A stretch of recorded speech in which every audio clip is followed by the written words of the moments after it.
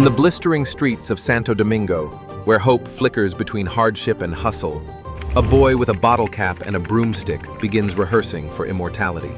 His name was José Alberto Pujols Alcántara, but the world would come to know him simply as Albert Pujols. Before he became one of the most feared hitters in Major League Baseball, Albert was just another kid chasing the rhythm of the game in the alleys of poverty, driven by a dream no one else could see. Born January 16, 1980, Albert's world was far from forgiving. His father, Bienvenido, was a former softball pitcher battling alcoholism, and Albert often found himself more parent than child. The neighborhood was rugged, resources were scarce, but amid all that hardship, baseball was sacred. In the Dominican Republic, the diamond wasn't just a field, it was a ladder out.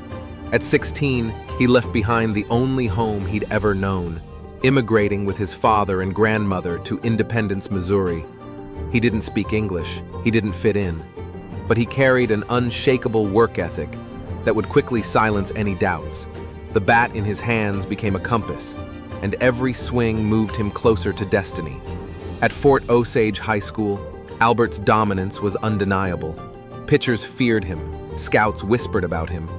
His senior year numbers were absurd, batting .471, with 11 home runs in just 33 games. But the offers from top-tier programs never came. Questions about his age, his unorthodox stance, and his raw style made recruiters hesitate. So Albert bet on himself again, enrolling at Maple Woods Community College, where he continued to destroy baseballs and dismantle doubt.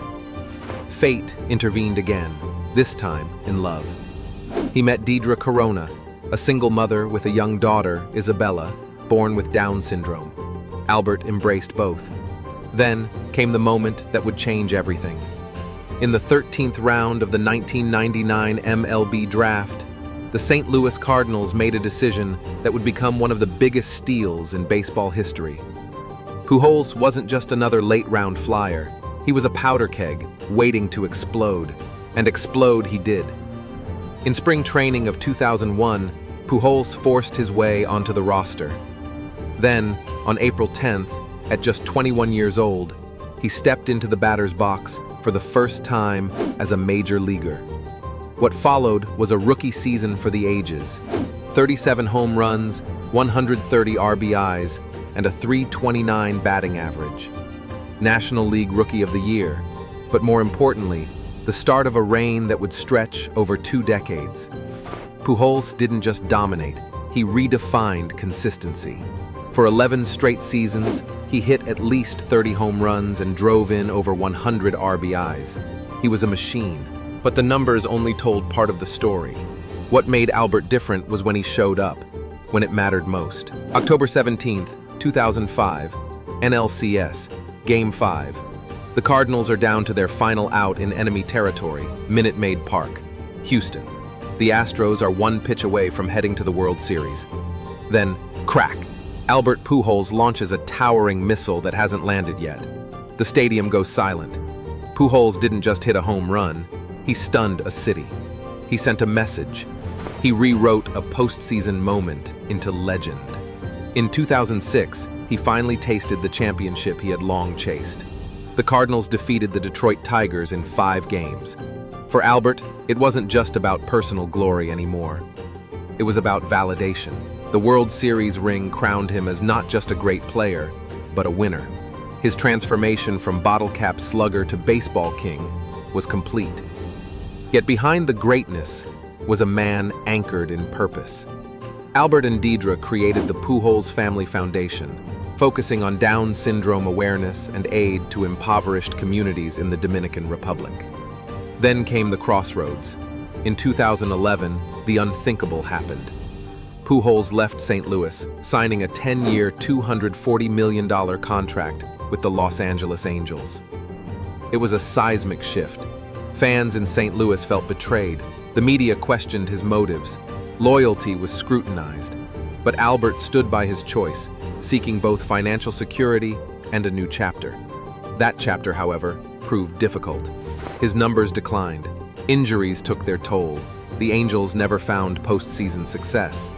The man who once seemed ageless began to resemble the rest of us, mortal, vulnerable. Critics sharpened their knives, but Pujols kept showing up. He kept grinding, and he kept chasing history. June 3, 2017, Target Field, Minnesota. Career home run number 600. A grand slam, a punctuation mark on a milestone few had ever reached. Pujols became just the 9th player to do it, and the first Dominican-born hitter in history to claim the feat. It was more than a number. It was perseverance immortalized. But Albert wasn't done. As the years passed, the chase intensified. One by one, he passed legends, Mays, Griffey, Rodriguez, until finally, September 23, 2022, Dodger Stadium, against the Rockies. Albert Pujols hit career home run number 700, a number so mythic it had only ever belonged to Babe Ruth, Hank Aaron, and Barry Bonds. That 2022 season, his final lap around the sun, was a farewell tour worthy of his legend. He returned to St. Louis, donning Cardinal red one last time, and in that final year, as if moved by magic, he delivered 24 home runs and 68 RBIs. But his legacy can't be summarized by numbers alone. Albert Pujols was a symbol of faith, of family, of enduring excellence. He proved that greatness isn't born, it's built, swing by swing, season by season, decade by decade.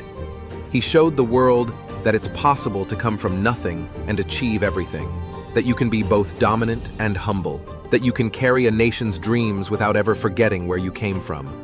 Albert's cleats may no longer touch major league dirt, but his imprint on the game is eternal. He leaves behind more than just stats, he leaves behind a standard.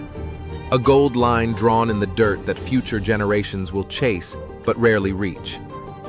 The boy who once swung at bottle caps now belongs to baseball forever.